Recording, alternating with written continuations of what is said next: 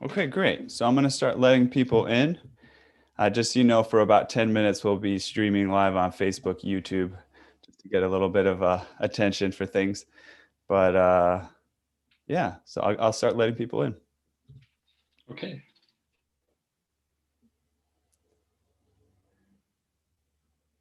Hello, everyone. Welcome. It's going to make sure that the system is letting everybody in. And so get yourself comfortable. And I'm still loading up a couple things for the presentation. And I'm going to give a introduction to Alex in just one moment. I just want to make sure everybody gets joined in on the Zoom room. We're also streaming on Facebook and YouTube, but just for a very short period of time so people can get a taste of what's going on here. So for those people that are out there checking things out just on the web, hello to you, and we hope you can join us sometime soon for the rest of the convention. Today, this is pretty awesome. We've got 45 participants in this particular Zoom call already. That's really excellent turnout for one of our sessions. I'm very excited about that. And today we have with us Alex Kirsten from Stein, Graber, and Sohn. And what I'll do is give a brief introduction to him, let you know kind of what he's going to be talking about, and then he'll take it for a little bit and give you an introduction to what he'll be talking about. And then we're going to jump into a presentation that he has prepared that we're going to work through. And I'm just pulling up his bio right now. Oh, by the way, I'll mention really quickly, if you haven't joined the Gathering Garden that we set up after the session, please give it a try. We've put some links in the convention PDF so you can know how to access that. It can stand to be a very interesting way for you all to connect with each other, however you like. You could start conversations individually with each other, and I've also invited the wider community of people who aren't even registered for the convention to just come and hang out and join other piano technicians. So right now I'm going to give an introduction to Alex Kirsten. Alex is if I can pronounce this, Betzrebleister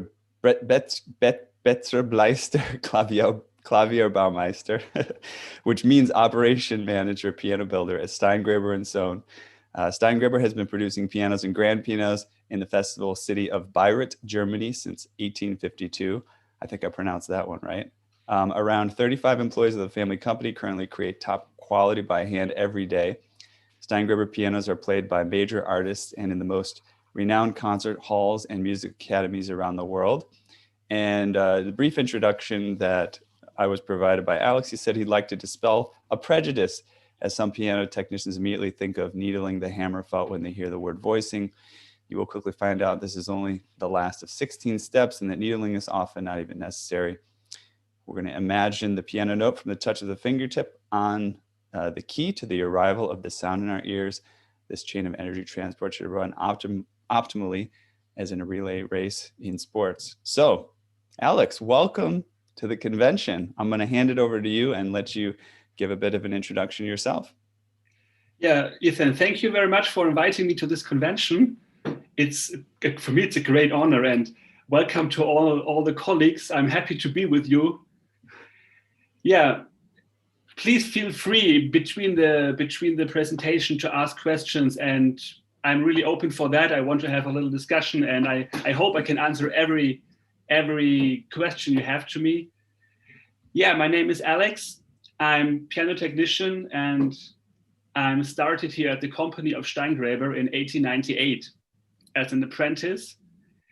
After I finished my exams in 2002, I was working in the factory, tuning, voicing all our pianos.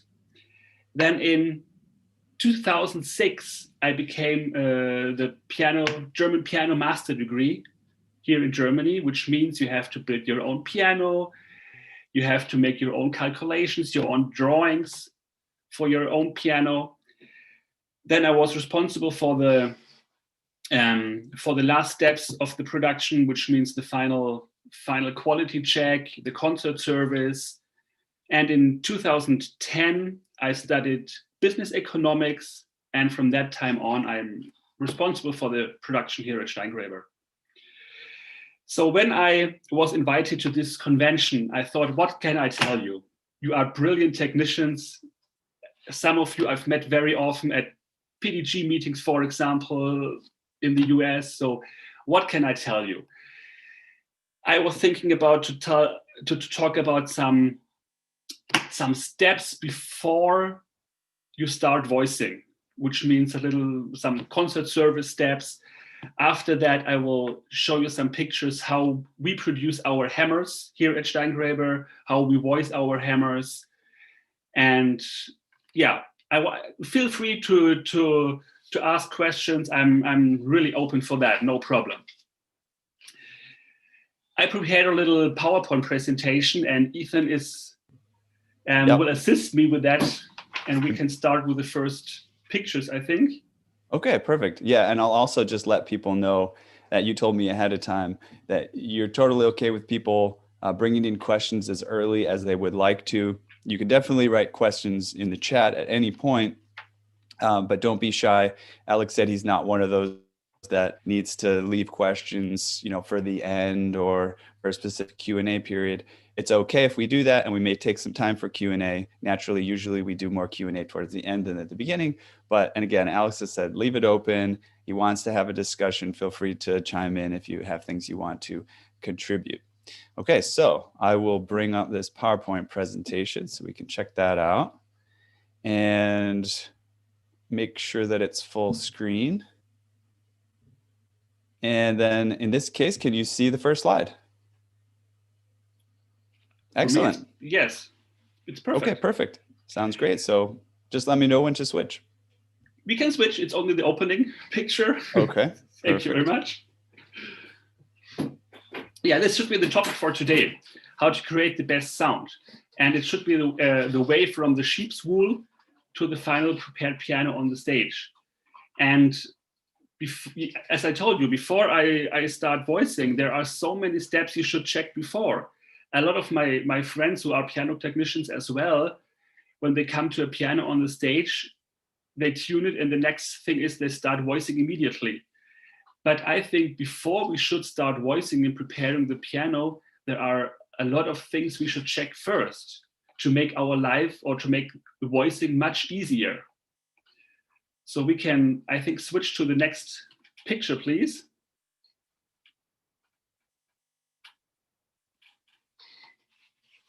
Okay. So the first thing for me is, before we can start voicing, we need a perfect tuning and a perfect regulation.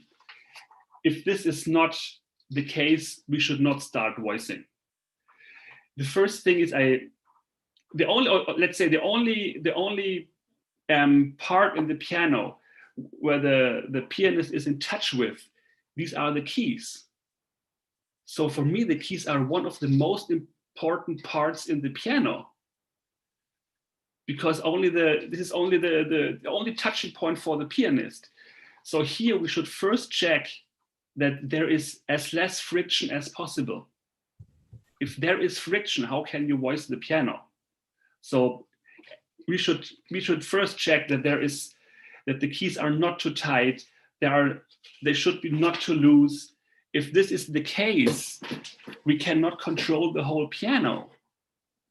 If the friction is too much, the touch is uneven. If the keys are too loose, we have no guidance in the keys. So this is a very important point to check the keys, that they are working really well. I hope you agree with me. Please feel free to ask questions if you think everything is fine. Okay, then we can go to the next picture, please. Yeah, the next picture is the key bed. Mostly when you open a piano on the stage, you can find a lot of dust on the key bed. This is a terrible thing, because you have too much friction, it makes too much noise, it's it's not the right way how it should be. So for me, the key bed must be really clean. And also the touching points of the keyframe to the key bed, I polish every time. You know, you have these bolts in the middle of the balance rail, which are touching the keyframe. You have the front and the back rail. And on these points, I use Teflon micro powder to put on these points, and I really polish the wood to reduce friction and to have no strange sounds on the keyboard. Then you should check the parts on the end of the keyboard which holds the keyframe. Very often they are too loose or too tight.